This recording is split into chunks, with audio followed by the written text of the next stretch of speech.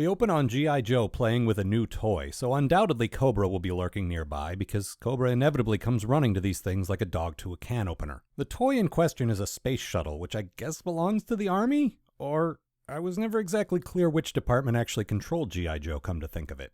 They're an anti-terrorism organization, so it's probably whatever the 80s equivalent of Homeland Security was. I'd be fine with Homeland Security having spaceships, because freedom.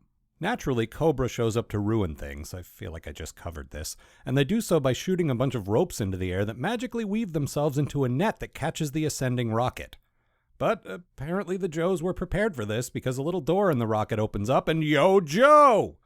And then, via the magic of split-screen editing, we discover the weakness of Tomax and Zaymot, the two Cobra guys we were literally introduced to 10 seconds ago. Punch one and the other feels it. That does not feel like a superpower. That feels like a serious, possibly crippling liability. Definitely not a thing I'd want to advertise to my enemy at any rate. The battle rages on, and eventually the Joes chase the Cobras into the river, and into the waiting hands of their giant underwater robots. Well, obviously. Flint puts together a pursuit team consisting of Shipwreck, sure, the sailor, right, and Snake Eyes, the ninja, who doesn't talk. And he brings his pet wolf along on all his missions. Sure, I can see how he'd be useful in an underwater operation, I guess. Cobra Commander and the Crimson Twins, yes, they're called the Crimson Twins apparently, return to base and send the water robots after the pursuing Joes. Really? Water robots was the best you could come up with?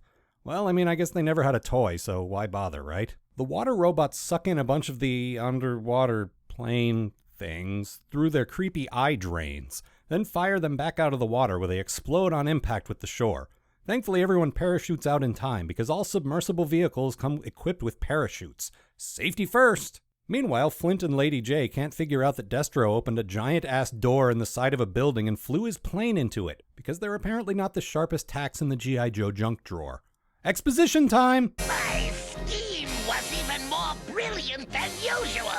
The attack on the space shuttle was merely a diversion to mask our true purpose, the secret planting of a special cargo. Replay the tape. There, this part. You see, G.I. Joe forces were so involved with the firefight that they never felt the addition of my special cargo pod. Magnificent! On board the space shuttle, the three Army guys are already catching on to the fact that something is up. And while they do eventually go and investigate, they really don't seem all that concerned with the fact that an unauthorized cargo container is on their spaceship.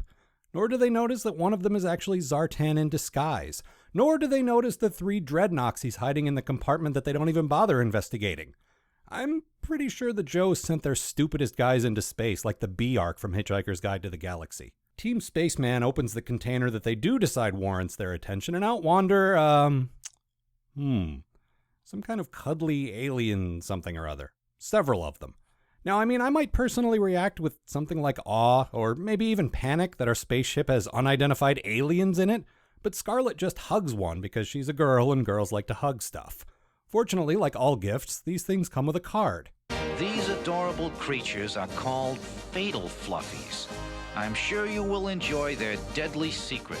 Sincerely yours, the Cobra Commander.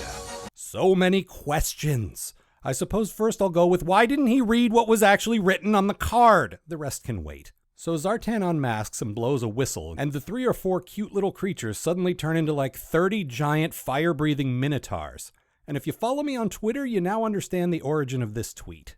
Meanwhile, Shipwreck and Snake Eyes infiltrate the Cobra Underwater HQ with their pets. Don't worry though, Shipwreck covers his parrot's beak while they swim underwater.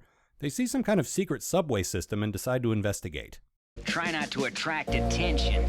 Sure, who'd notice a wet sailor with a parrot and a silent masked man with a timber wolf? Well, points for self-awareness, I suppose. Thankfully, the requisite 2 guys wearing guard uniforms exactly their size walk by, and bada bing bada boom, they're safely aboard a subway train. Where bada bing bada boom equals possibly killing 2 guys and stripping them naked. For some reason, we just sort of gloss over that part. Then Zartan calls G.I. Joe headquarters from the space station, giving him the coordinates of G.I. Joe headquarters, which I don't think were a secret in the first place, and allowing him to fire the giant space laser that G.I. Joe apparently has. Now it's exposition time again as Cobra Commander hips us to his new plan, which is apparently even bigger than invading a spaceship with giant monsters and blowing up their enemy's base from orbit. No, his real plan is to build a pyramid of darkness using cubes located at the four corners of the Earth. He knows the Earth is a sphere, right? Anyway, this pyramid will kill all electricity inside of it, which is pretty scary for what appears to be the Northern Hemisphere. Seems to me there are still quite a few countries that wouldn't be affected by the thing, though.